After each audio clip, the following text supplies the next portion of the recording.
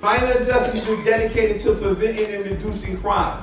Our primary purpose is to teach men or women how to make the minor adjustments that are necessary in their lives, which will allow them to obtain and maintain a productive lifestyle after incarceration and or rehabilitation. Our motto is anywhere but backwards. Everybody say anywhere but backwards. The words in that mission statement, it says to obtain, and the other one is maintain. Listen to me. To obtain means to come into the possession of something. Maintain means to keep it in existence. Listen. The reason why I say that, everybody say to obtain my sobriety is easy. Our challenge is to maintain it. Say to obtain our sobriety is easy. Our challenge is to maintain it. Good evening, everyone. Welcome to the Minor Adjustments Virtual Group. My name is Michael Mickey Williams Jr. And as always, remember our motto is anywhere but backwards. No matter how many times I hear my own self saying that, anywhere but backwards, I still love to encourage myself and hear and tell myself that over and over again. All right, so let's see what we got. So today I want to thank everybody for tuning in to the Minor Adjustments Virtual Group. We meet here every Thursday at 7 p.m. We go through, we have actually two books. One of the books we go through is the Minor Adjustments, the initial workbook. This is one of the workbooks we go through. This is what we're using this week. For the next 7 weeks, we'll be going through that book. Also, we have another book that we have already previously went through. That was the Minor Adjustments Guide for Facilitators. So today we're going to be picking up in our second part of this particular book. Prayerfully, I only been covering the first part of each chapter. The first part, there's two parts to each chapter, and I'm prayerfully that you have went through, if you have the lesson or you have the book, you have went through the particular book and looked at some things on when you have some free time, because it's very important. I'll put the for those who do not have the particular workbook, I'll put that in the comment section, or a link in the comment section, so those who are on now or who might be watching this video at a later date, you can look at the link in the comment section to obtain the workbook that we have been going over. It will really be a blessing to you in your recovery walk or your criminal lifestyle changes, whoever would like to make some type of minor adjustments. So what else? Also, make sure y'all go to our website, which is on the lower third on the screen. It's minoradjustments.org. There's a plenty of different things on there that you can tap into. We have a lot of different online trainings you can look up. It's just a host of things on there that you can that will be a blessing to you, and also be a blessing to my wife and I as we carry out our assignment with minor adjustments. All right. What else we have? Let me see before we get into the lesson. Let me make sure that everything is okay. Preferably everybody hears me very clearly. That's about it, I think. Remember our motto. We're going to go over it. Let's go to work. Let's look at our mission statement. Yeah, thank you. So page 5 in the workbook, it says minor adjustments is dedicated to preventing and reducing crime. Our primary purpose is to teach men or women how to make the minor adjustments that are necessary in their lives, which will allow them to obtain and maintain a productive lifestyle after incarceration and or rehabilitation. Our motto is anywhere but backwards. If you notice in the mission statement, this mission statement is very power-packed. If you notice, it has these two words and they're very bold. One of them is to obtain and the other one is maintain. On page 6, you see it says to obtain means to come into the possession of something. However, to maintain means to keep it into existence. The reason why I always say to attain our sobriety is easy, our challenge is to maintain it, is because in August 2009, when I obtained my sobriety, that was August 2009. We're now in We're now in March 2024. In August 2009, when I obtained my sobriety, I did not have to go obtain my sobriety in August 2010. All I had to do was, once I obtained my sobriety, which means coming to the possession of something, I simply needed to maintain it. To maintain means to keep it in existence. To keep it in existence consists of learning new motivational skills, learning new life skills, relapse prevention skills, developing your spiritual relationship with the God of your understanding. All of those things are attached to what you need to maintain the sobriety that you have already obtained. Remember, I noticed when I didn't master this initially. I've been in about 15 or 16 rehabilitation centers, right? So I noticed, wait a minute, I keep getting my sobriety over and over again. So I said, I noticed something. I said, wait a minute, obtaining my sobriety is not my problem. My problem is maintaining it once I obtain it. I hope y'all understand that. We ain't even get that far. We still in the mission statement. But I hope you notice in this particular book, to obtain and maintain. To obtain means to come into the possession of something. If you are, you have obtained your sobriety, right? From that point forward, whenever you have started your sobriety walk, your recovery walk, all you have to do from this point forward is get the necessary skills that you need to assist you in maintaining your sobriety. Now, if you are in the stage, I got to take this, I don't want to take this for granted. If you're tuned in and you have you are in the relapse stage, it's okay if you reach out to somebody to get into detoxification places, then go into a facility. If you're in those stages, right, you have to start that process if that's where you are. However, everybody who already obtained your sobriety, from that point forward, I hope you're getting this. This is a minor adjustment. Do not put any more emphasis on obtaining your sobriety because you already have it. If you have an hour clean, you have it. If you have 1 day clean, you have it. If it's a week and go on and months or whatever it is, you have already obtained it. Now you need to put into practice application. Watch this. Thank you, Lord. I got to go back. Let me show you something. I hope you notice these 3 words here. Up top here in the mission statement, it has 3 words. I hope y'all see it. It says information plus application equals destination. So what that means is, as long as my wife and I are providing you with the information, or the leaders in the program you're in, they're providing you with the information. If you have a spiritual advisor, a mentor, a sponsor, whatever, all their job is to provide you with the information. You are supposed to apply it. As long as you apply the information that they have provided, that is something to help you, then you'll reach the destination of never using your substance or alcohol, what you used to do. I hope you got that. So information plus application equals destination.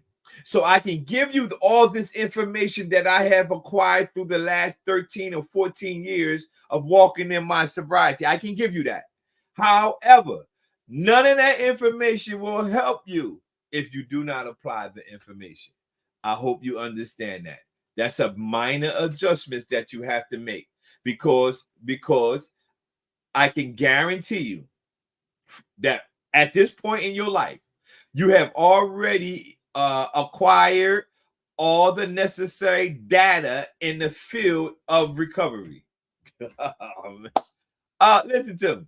You have already gathered the data, the information in the field of recovery. You don't need to do what my mentor told me. He said, Michael, you don't need to go back and gather any more information.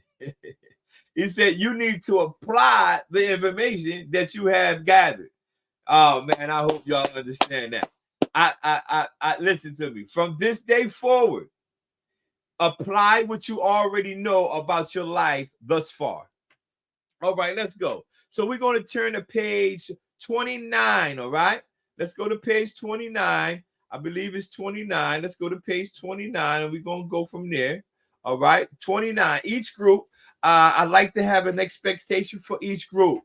The expectation for this particular group is everyone will realize that they can't change the system. Oh man, listen to me. I'll explain it later. Surrender, the key to victory. We're talking about surrender.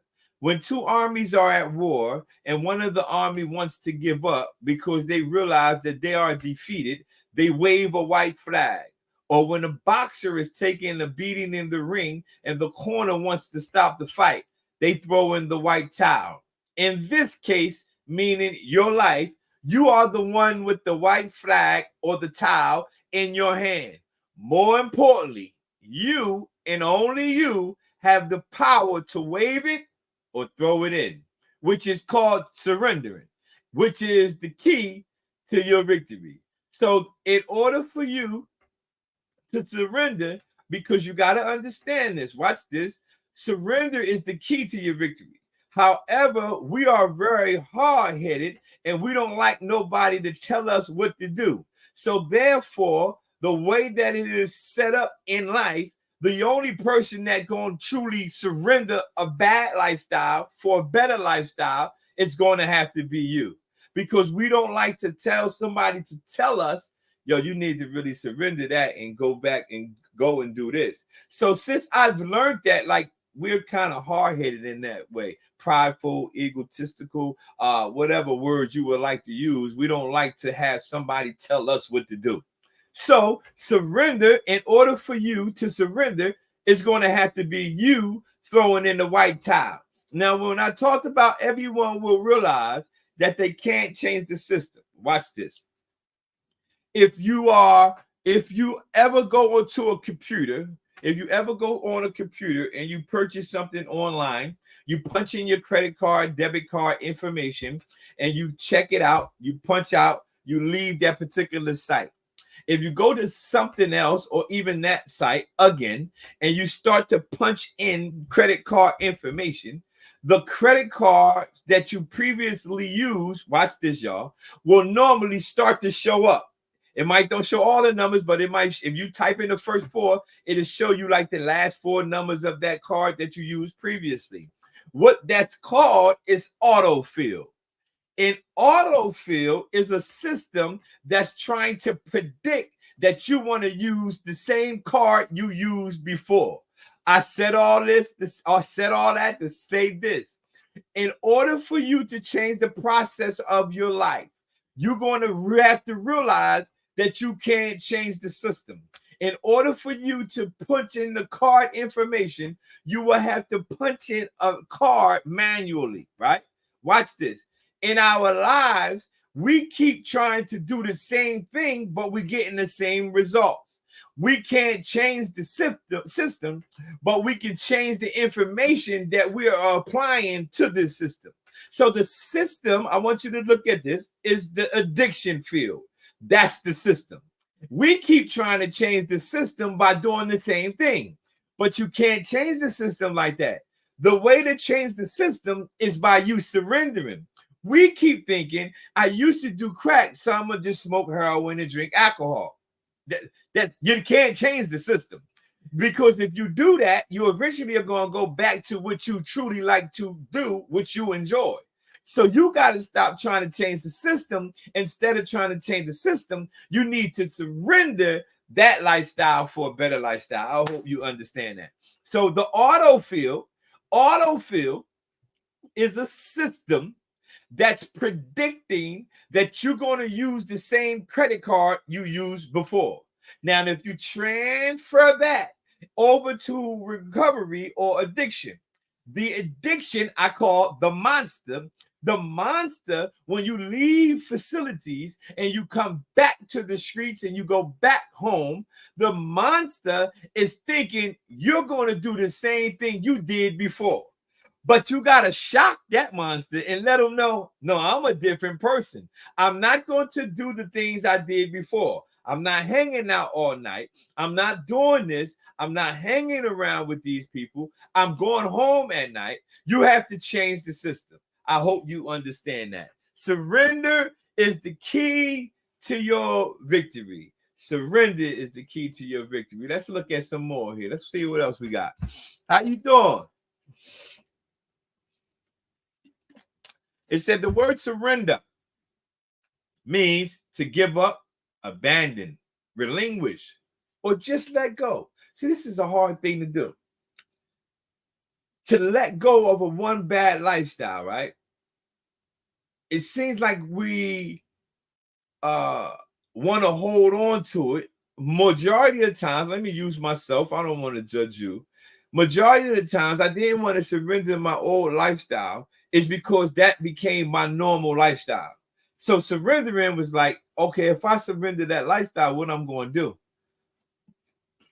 So I was kind of confused what I'm going to do. This is why, remember, we talked about purpose last week. The reason why we talked about, people ask me all the time, wait a minute, why you didn't teach people about surrendering first? Why did you teach them about purpose first? I said, because if I teach them about purpose and they start to think about what was my purpose? What is my purpose? I can teach you about purpose. It's easier for you to surrender a bad lifestyle when you know you have a purpose for something else. But if I just say surrender, surrender, surrender, without telling you that you have another life that you can totally live, then it'll be hard for you.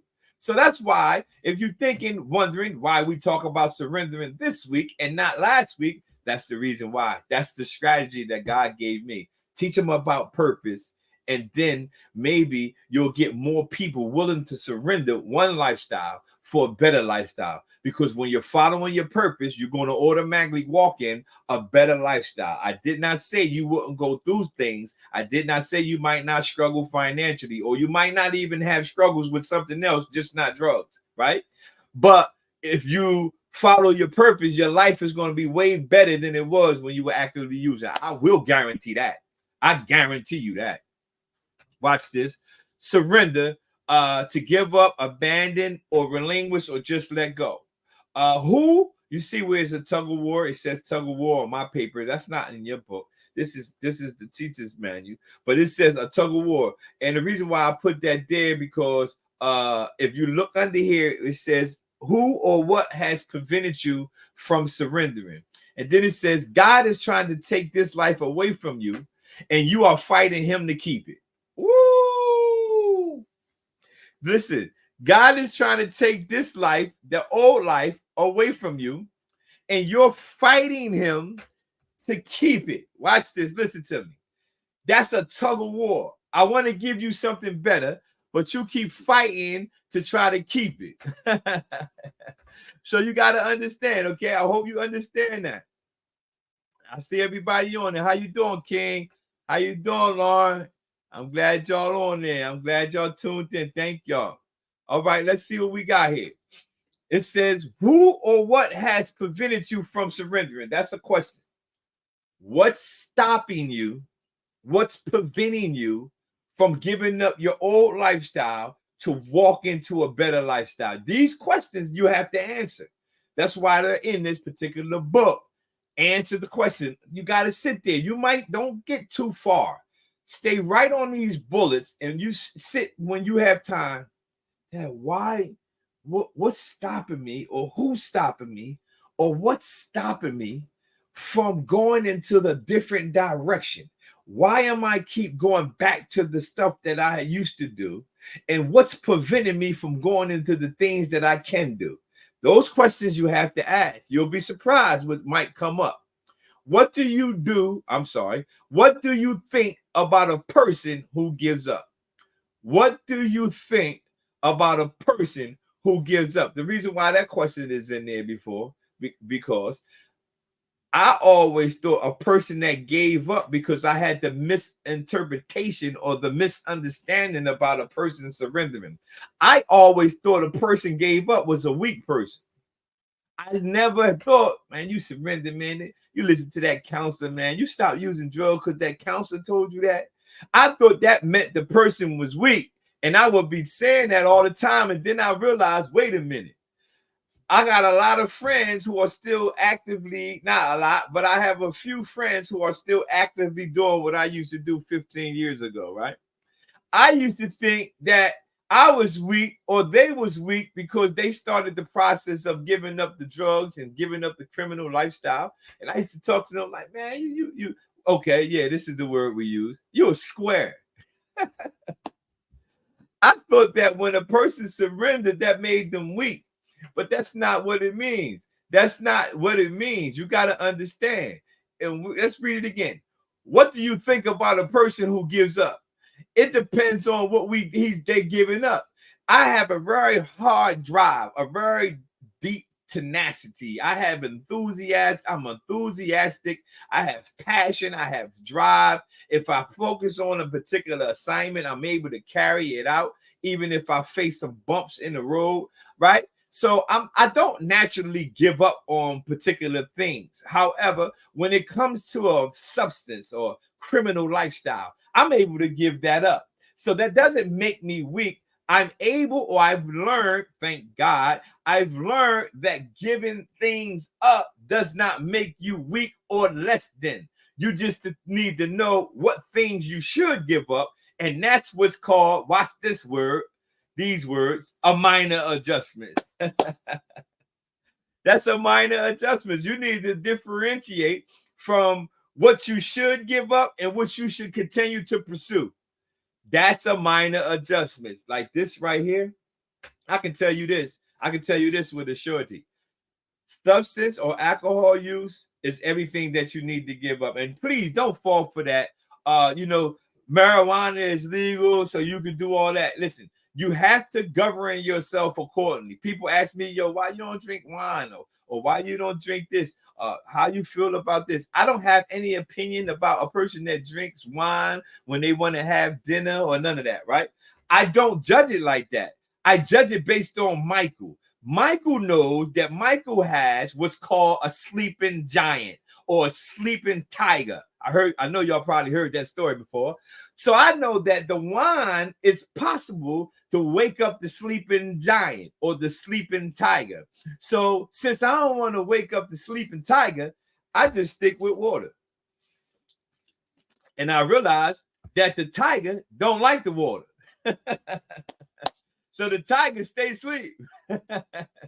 Now, if I put some wine in there or marijuana because it's legal, it's possible that lion might get up and say, hey, this is not what I used to like, but it's in the family. Oh, man, I hope y'all understand this. I'm telling you, don't judge it by the world or what other people are doing. It could be somebody in your family, somebody you look up to. You have to judge everything, make the decisions based upon you. Remember, let me go back. Watch this line right here. More importantly, you and only you. Remember, it's about you and only you. So you got to remember that. This is a minor adjustment. I'm giving you some real good stuff here. I hope that you understand what I'm telling you. Let's see what else we got. What's the hardest area? Oh, man, I pray y'all got the book and y'all writing stuff down. What's the hardest area for you to surrender or change?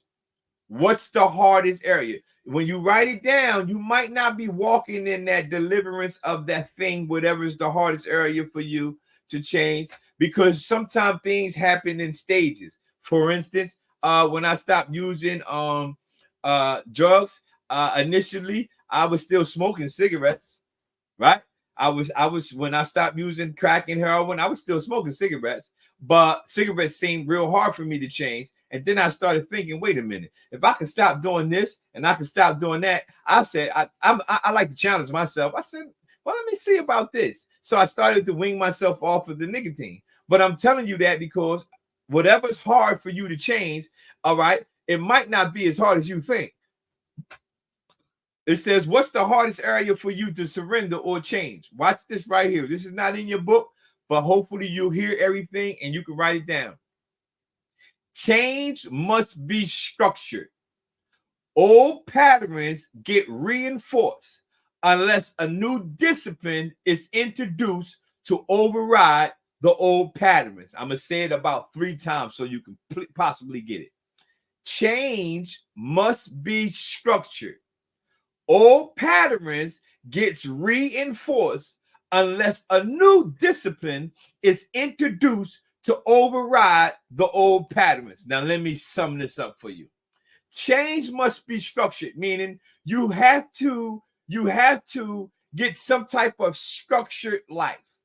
And the reason why you need some type of structured life is because old patterns, your brain sometimes function on autopilot, watch this, off of old patterns. The only way that you're going to get the old patterns out of your system is you're going to have to introduce your brain to a new system. You're going to have to introduce your pattern to something new. Let me give you a prime example. My old pattern was when I'm going through something, I know I got to go get some drugs because whatever I'm going through, the drugs is going to make the problem go away. Yeah, we all know that ain't true, right? Listen, in my head, I thought if I get the heroin and the crack, whatever I was going through, it would make my problem go away. However, after all my crack and heroin was gone, the problem still remained. So my old pattern was whenever you face something, go get the drugs. Whenever this comes up, go get the drugs. Whenever your relationships ain't working right, go get the drugs. That was my old pattern. Watch this. So my pattern will function that way every day. I'll go to rehabilitation center. When I get out of rehab, my pattern will still be functioning that way. Now, I started feeding my old pattern new information. I started building up my spiritual foundation. So I started feeding my brain spiritual information from the Bible. Once I pushed in the spiritual information that I would feed in my brain, it overrode the old pattern. Oh man, I hope y'all understand that. I hope y'all getting this. You have to find something. Let's read it one more time. Old patterns get reinforced unless a new discipline. So I developed the discipline of reading the Word of God.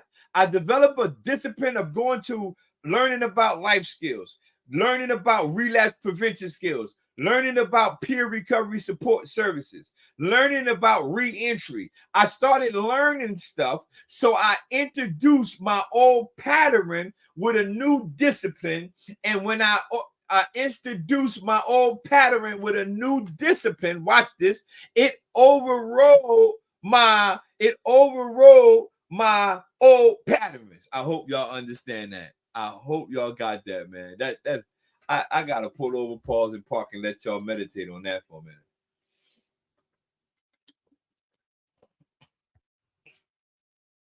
I'm gonna let y'all meditate on that. I'm gonna have to read it one more time. Listen, what's the hardest area for you to change or surrender? Change must be structured. You have to structure your life in such a way that you have new discipline. Find something new to do. Your old pattern, listen to me, I'm telling you, I don't want you to wait till you leave a facility and then you get out there and you still functioning off the old pattern. Watch this. You'll look good. Your skin will be clean. You'll have some weight on you. You'll even get your glasses right. You get your teeth right. You look beautiful, right? But you still functioning off the old pattern, although you physically look good. If you do not learn new discipline, if you do not develop a structured life, the old pattern is just going to pick up where it left off. And even though you are physically looking good and you are physically fit, you look good, your clothes are clean and everything, right? Everybody is clapping on you. But if you never introduce your old patterns to a new discipline that will override the old pattern, it's just going to be a repeated cycle. And I don't want you to leave out the place where you are. Where you are now is your development stage. I'll talk about that a little bit later, I think. Let's move. It says, okay, have you ever thought about surrendering? Have you ever, these questions are for you. Have you ever thought about it? Have you ever thought about, you know what, I'm going to surrender this old lifestyle finally? Because you probably tried it a few times. But let me be honest with you. A lot of times, I'm going to speak from me, and some of y'all who are tuned in now or who will watch this later going to know I ain't lying. Sometimes I was surrendered, but I was 70-30. I had like one foot across the gate just in case this new lifestyle that my mentor talking about not looking too good. So I was like 70-30. Yeah, look, and then when I relapsed, I went back to the rehab. Now I'm 80-20. I never truly, listen to me, I never truly surrendered 100%. Now, I might have played the part as if I was 100%, but I never truly surrendered 100% until August 2009 when I got so tired. I was sitting in Bristol, New Jersey. I was suicidal. I went to go reach out to major peers. I went to go talk to the peers and ask them about going to a rehabilitation center and everything. But at that time, I was 100% tired of the life that I was living. And that was August 2009. And I thank God still to this day, I'm still connected to the peers, and I love them. I thank God that God put them in my life to be able to guide me. And since that day, I have never looked back. And that's why I keep telling y'all, anywhere but backwards. Give yourself a round of applause. Man, I'm telling you something that I have lived. You have to be 100%. If you 70-30, 60-40, listen to me. Don't beat yourself up because I've been there. But now that you have heard me say it, I'm telling you, in order for you to truly be successful in this, you're going to have to say, I'm 100% going for it. You got to, this time, this might not be, I don't know who's tuned in, but this might not be your first time in a rehabilitation center or a halfway house or wherever you might be logged on at or in your living room. This might not be your first time, but I'm here to tell you the minor adjustments that you need to make is this is your last time. You got to go for it. I challenge you to go for it and see what else in God has for your life. There's a whole nother life that, watch this, that's reserved for you, but it can't be released for you because you're either 60-40, 70-30, or 80-20. The only way it's going to actually flow to you is when you're 100% surrendered. I hope you understand that. I hope y'all got that. What time is it? We looking good here. Let's see. Let's look down at the bottom here. It says, does a part of you want to truly surrender? Does a part of you want to truly surrender? If you have it in your heart, your spirit, your mind, whatever, and you truly want to surrender, then that's okay. You know, you talk to your major, talk to your staff, your counselors, talk to your spiritual advisors or whomever you have. If you have a friend in a particular program and you know their focus, if you have workers that used to be in the program, talk to them. Do not let them walk around that facility and not get all the knowledge that they have. When I was in the facility, boy, they used to be like, you always got questions. And I said, yeah, because I'm not trying to die. I need to know, how are you? You work here now. You was in the program and you've been clean all this time. You know, what you do all day. I want to know. Ask some questions. And anything that's good that can help you, ask them. Trust me, I guarantee you most of them would love to tell you about things that you can use to help in your process of recovery. Does a part of you want to truly surrender? The solution begins with the paradox. Victory is achieved through surrender, not battle. This is good. Victory is achieved through surrender, not battle. What does that mean, Michael Mickey Williams Jr.? That's a good question. I'm glad you asked. Watch this. Victory is is achieved when you surrender, not battle. What does that mean? It means a lot of times, let me use myself again. A lot of times I kept thinking, well, maybe if I just do drugs on the weekend, not during the week, right? I'm battling the addiction. But none of that stuff works because eventually I'll start doing it every day. I said, okay, well, maybe I'm going to do it Monday, Wednesday, and Friday. And all those other days, I'm not going to do it. But that never worked. Eventually, I do it every day because I kept trying to battle what I call the monster. You can't win battling the monster. The way you achieve victory is by surrendering and letting go of the old lifestyle. Don't battle it with all these ideas of I'm gonna do this, I'm gonna do this, I'm gonna do this. You know how we get, we think, we're gonna leave the facility. We saved up all this money. I'm gonna get a package. We have all these ideas. We're gonna go get this money. I get my check. I'm gonna get a package. I'm gonna flip the package. I'm gonna save the money. All that stuff sounds so good, and it never worked. It never worked. Ask me how I know. Oh God, that's funny. All right, let's go. So many people I encounter each day struggle with the idea of surrendering. It is almost as if we have developed barriers around our hearts that keeps the world at an emotional distance. Recognizing those stubborn obstacles that stand in your way signifies the first steps towards a strong faith that you can indeed surrender. Watch this, y'all. One of the key obstacles to surrender is pride. We may not all admit this, but all of us have this in abundance. However, there's good news. It is a known cure called humility. Without a doubt, it will take a humble person to surrender one bad lifestyle for a better lifestyle. It would take a humble person. Most of the times, we don't surrender our old lifestyle. I talked about this earlier. Y'all remember? We don't surrender our old lifestyle because we don't want to have another man or another woman. Oh, look, I'm 58 years old. I'm 48 years old. I'm 38 years old. You ain't going to tell me to give up this or give up that. Most of the time, we don't surrender our bad lifestyle. It's because of pride, because we don't want somebody else telling us what to do. Don't let somebody. One of the hardest things I used to do or I used to fight against is when I was in a facility, it was a person younger than me that achieved the success in his recovery. And he was a counselor. And he used to tell me, yeah, this is what you need to do. In my head, I'm thinking, man, you younger than me. You can't tell me what that was pride. Pride didn't want me to surrender my old lifestyle for a better lifestyle, even though this young man was walking in a lifestyle that I actually needed to have. But when he told me things, my pride wouldn't listen to him. So I'm telling you that to tell you this. You can have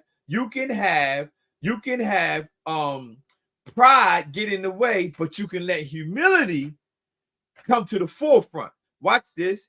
It will take without a doubt, it will take a humble person to surrender one bad lifestyle for a better lifestyle. It's going to take it.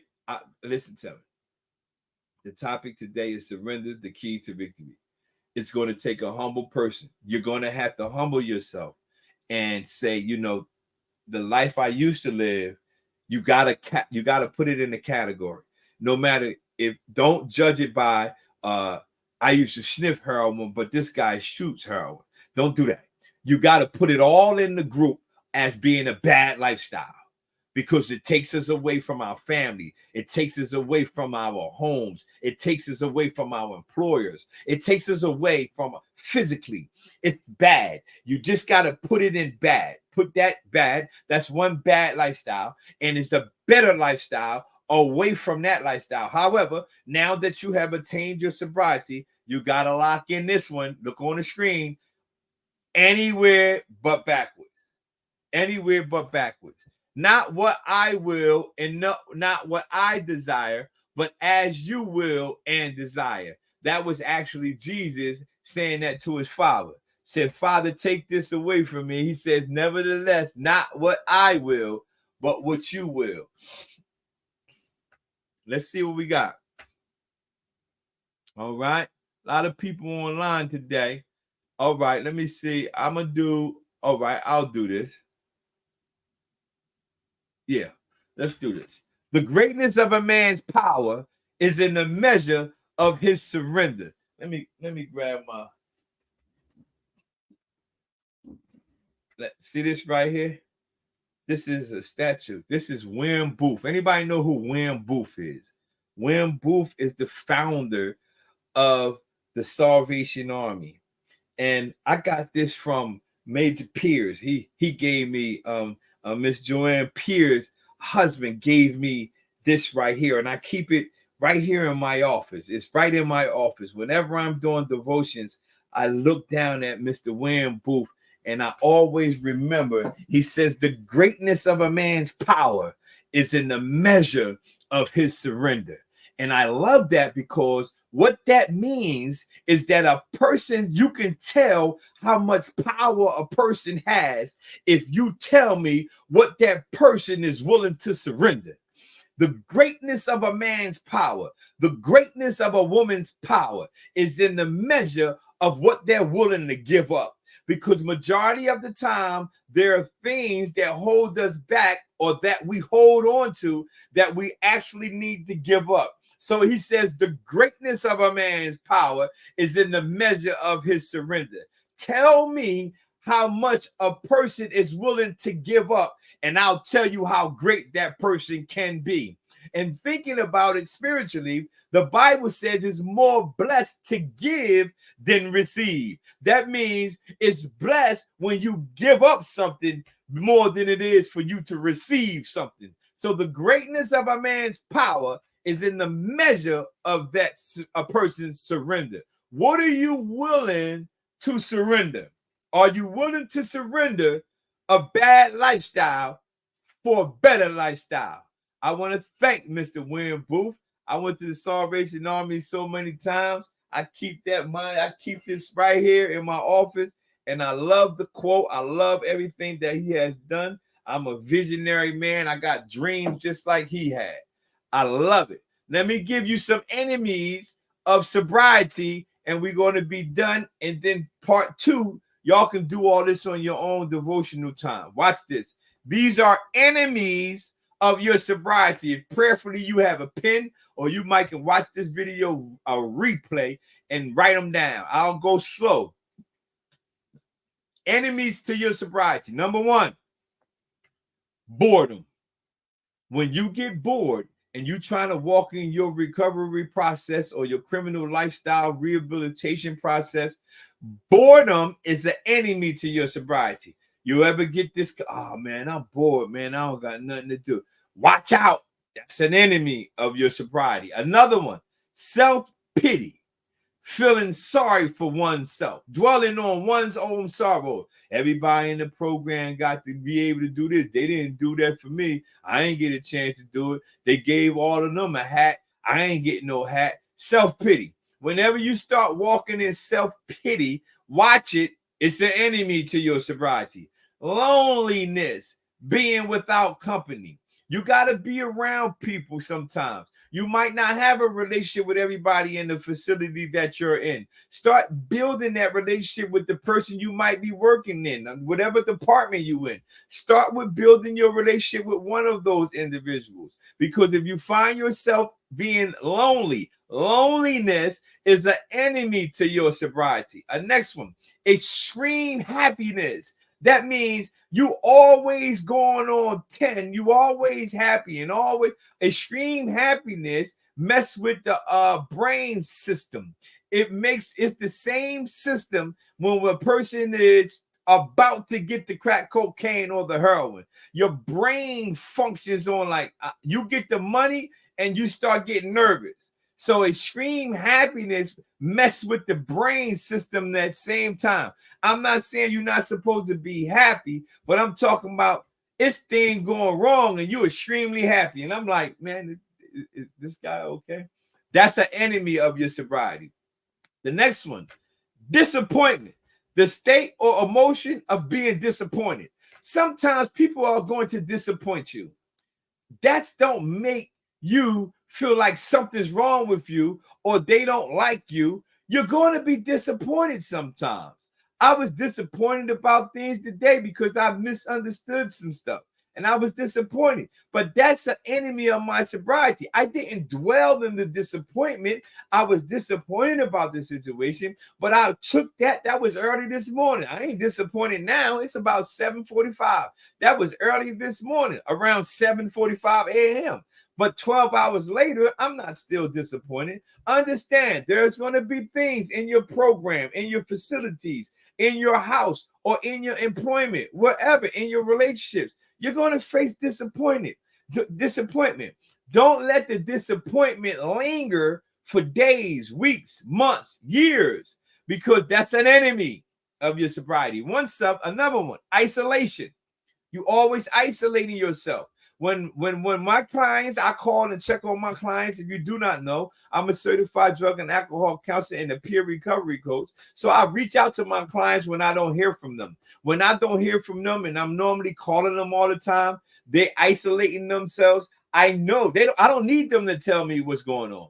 I can almost be with pinpoint accuracy telling them what's going on because they're now isolating themselves from me.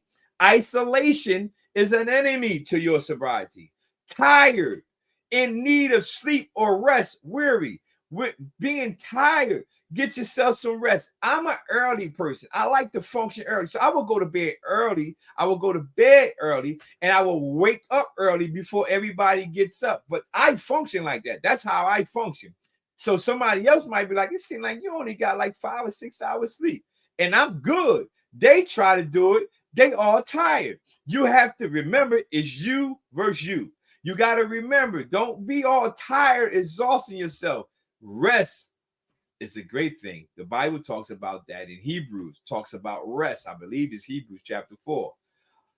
The last one is intolerant, unable or unwilling to endure. All the stuff we went through in our lives, in the streets, right? We was able to endure a lot of things. However, when we get into facilities or we get on the process of trying to change our lives and make some minor adjustments, now all of a sudden we're intolerant. We can't put up with nothing. Things ain't going right. I don't like the rules. We just intolerant. I'm here to tell you now that intolerant is an enemy to your sobriety. So I'm going to give you all 8 of them just in case you want to write them down, and I might have moved too fast.